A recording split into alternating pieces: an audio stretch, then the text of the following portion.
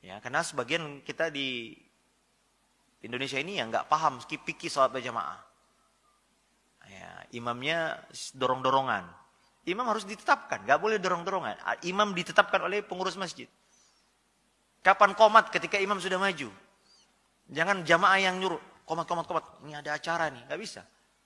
Imam yang punya hak kapan boleh qomat, kapan tidak qomat.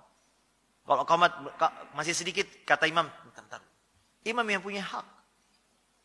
Ya. Kemudian Nabi SAW menyuruh kita di masjid khusyuk. Jangan ada, kata Nabi, jangan ganggu saudaramu dengan bacaan Quran. Sebagian kita, akhi, antara azan qomat, muazzinnya malah baca sholawat. Kita mau sholat sunat terus gimana? Jadi saya memahami ada sebagian orang nggak nyaman gitu. Karena pelaksanaan sholat berjamaah belum sesuai dengan syariat Islam. Belum lagi kadang-kadang 1 jam sebelum azan, mikrofon udah ngaji, Pak. Ya, jam 4 subuh udah ngaji tuh. Gimana orang mau sholat tahajud di rumah? Ya, kemudian habis subuh ngaji lagi, Pak, mikrofon. Yang boleh keluar dari masjid apa saja sih, Pak? Kata ulama hanya azan dan qomat. Qomat pun diperselisihkan. Azan saja yang boleh keluar. Qomat, sebagian ulama berbeda pendapat. Ini qomat untuk siapa? Untuk yang di luar masjid atau yang di dalam masjid? Dalam masjid. Karena mereka yang berkepentingan ini udah mau qomat. Ada pun yang di luar masjid udah percuma. Ya kan? Tapi di Indonesia 1 jam sebelumnya, sesudah sholat, mikrofon juga. Banyak orang merasa terganggu. Maka saya paham banyak orang lebih nyaman sholat di rumah. Kenapa? Karena pelaksanaan sholat berjamaah belum sesuai dengan, saya pernah ketemu Pak, supir Grab, supir online. Orang non-muslim. Dia bilang, Pak Ustadz, mungkin karena saya dijemput di masjid, menurut kami Islam ini agama berisik, Pak. Itu siang malam, itu ya mulai dari pengajian ibu-ibu, sampai kapan kita istirahat katanya. Apa harus selalu teriak-teriak katanya. Islam yang sepertinya mereka pahami, Pak. Padahal Nabi SAW di masjid gak boleh suaramu, jangan, kenapa? Ada saudaramu yang sedang berdoa dan sholat.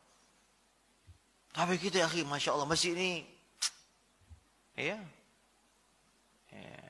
gak bisa kita khusyuk. Bertetangga dengan masjid, banyak orang menghindari. Kenapa? Berisik, Ustaz. Saya ketemu ada seorang pilot. Ustaz, saya pindah nih. Saya punya bayi, tapi jam 4 udah corong masjid itu keras banget. Habis maghrib sampai isya corong. 20 menit, 30 menit sebelum azan udah ngaji, keras banget. Kita kalau ada tamu gak bisa ngapa-ngapain. Istrinya komplain ke pengurus masjid, Pak, tolong dikecilin, Pak. Bapak, ibu ini Islam atau setan katanya.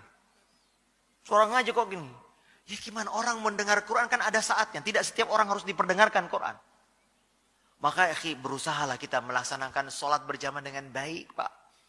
Saya di masjid dekat rumah saya pernah dijemput oleh salah satu supir yang ya belum ngaji gitu. Tapi dia bilang, Ustaz, saya setiap sholat di masjid Ustaz dekat rumah itu kayaknya lebih tenang. Lebih khusyuk. Kenapa?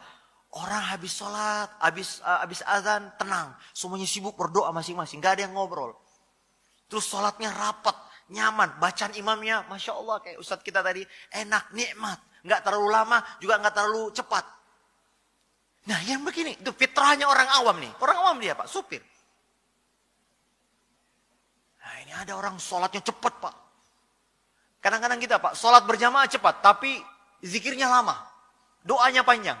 Ini salah kaprah. Harusnya ketika sholatlah kita sungguh-sungguh berdoa. Adapun selesai sholat, ya silakan ya. Ada yang mau mungkin punya hajat, mau pulang. Tapi kadang-kadang kita nggak enak pulang, karena imamnya zikir. Dianggap kalau pulang, dianggap, wah ini orang munafik nih. Orang belum selesai. Padahal kita mengikuti imam hanya selesai setelah salam saja. Setelah itu silakan.